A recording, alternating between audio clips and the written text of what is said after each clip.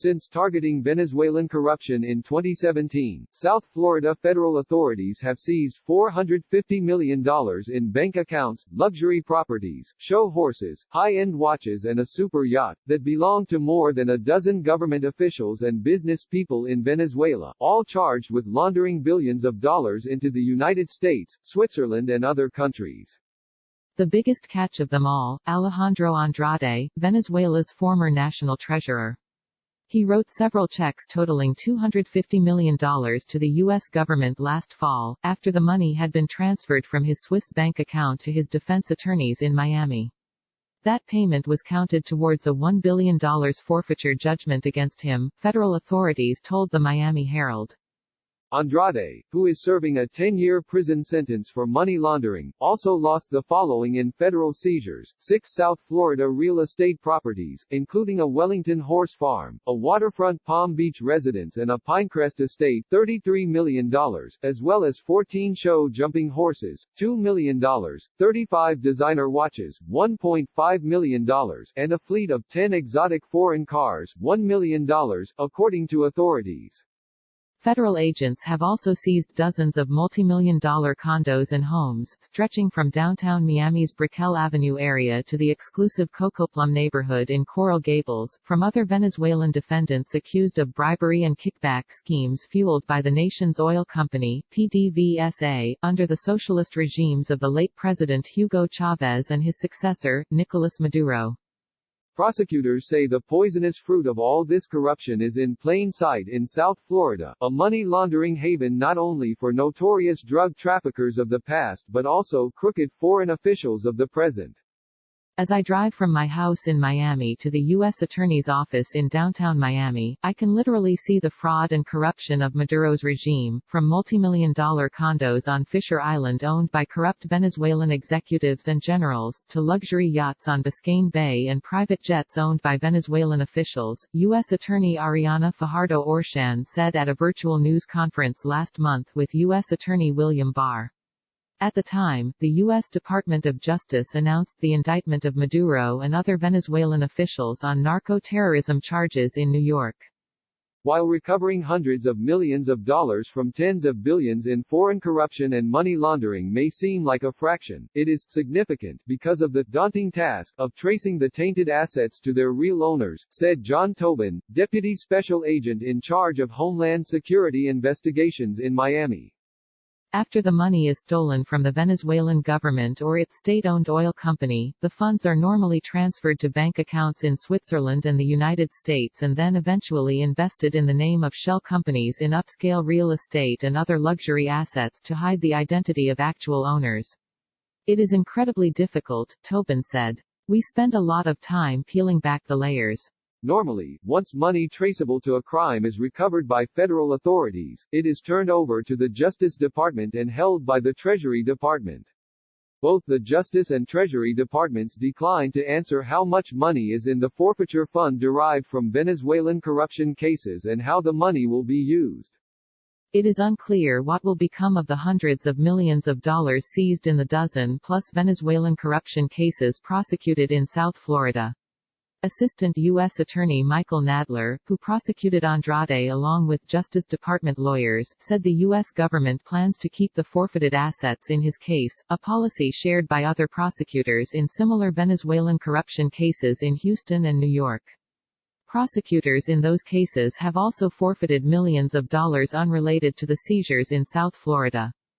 What typically happens with this money is it stays in the Department of Justice Asset Forfeiture Fund, and the various law enforcement agencies involved in the Venezuelan cases will fight over what they should get, said white-collar defense attorney John Sale, who formerly served in the U.S. Attorney's offices in Miami and New York. But Sale said the Justice Department should re-evaluate how the funds are distributed in this instance because of the economic collapse of Venezuela and the devastating impact on its people, who are starving and fleeing the country. What the U.S. Attorney's Office has done is commendable, but the only way they are going to be able to take the ball over the goal line is to return the money as soon as possible to the victims of Maduro's corruption, the Venezuelan people, said Sale. He suggested that the money should be immediately transferred to the government of the recognized president, Juan Guaido, with a third party, such as the United Nations or Red Cross, tasked with overseeing the use of the money to supply food and medical needs, among others, to the Venezuelan people.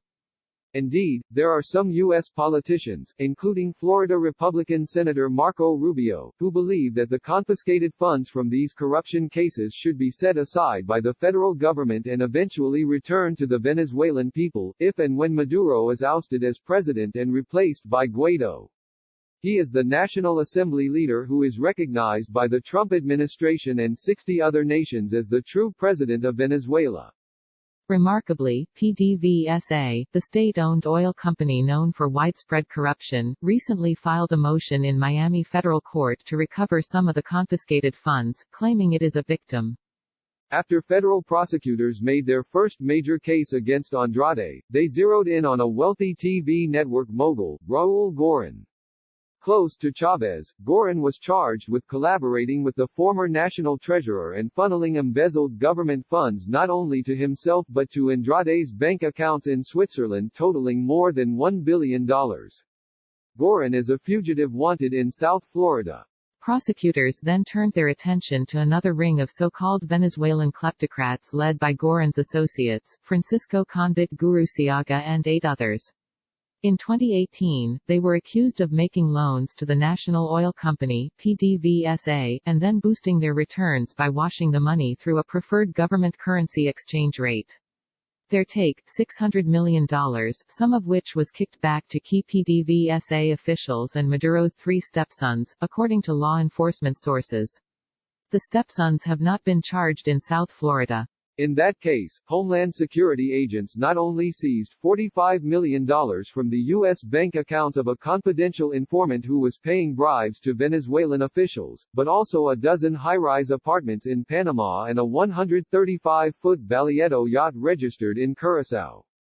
Among other targeted assets are a dozen-plus homes and condos totaling tens of millions of dollars in value, including Coco Plum estates owned by straw buyers for Gorin and others, according to law enforcement sources. Another federally frozen asset, a $5 million condo in the Porsche Design Tower in Sunny Isles Beach, which was owned by former PDVSA legal counsel Carmelo Urdaneta Aqui, one of the defendants in the loan and currency exchange scheme. Another defendant in the case, Abraham Edgardo Ortega, the former executive director of financial planning at PDVSA. He pleaded guilty in 2018 to giving priority status to certain companies that did business with the government and admitted accepting $12 million in bribes that were secretly wired to U.S. and other financial institutions. Ortega, who has not been sentenced yet, has turned over that money to U.S. authorities. Last year, the Treasury Department sanctioned Colombian businessman Alex Saab for allegedly profiting from a no-bid contract to import food to Venezuela for Maduro's government. Then Saab and an associate were indicted in Miami federal court on charges of money laundering tied to a public housing program run by the president. Prosecutors and agents seized $12.6 million from Saab's bank accounts in South Florida. More recently, Nadler and fellow prosecutor Michael Berger have taken aim at Venezuelan contractors accused of paying millions of dollars in kickbacks to officials with PDVSA subsidiaries in exchange for billions of dollars in inflated contracts for equipment and other services. The contractors, including Venezuelan Leonardo Santilli, have been charged with setting up businesses and bank accounts in Miami to steer millions to National Oil Company executives. According to a criminal complaint, Berger obtained warrants from a federal magistrate judge to target 17 bank accounts controlled by Santilli and his companies in the Miami area. The total take, nearly $45 million.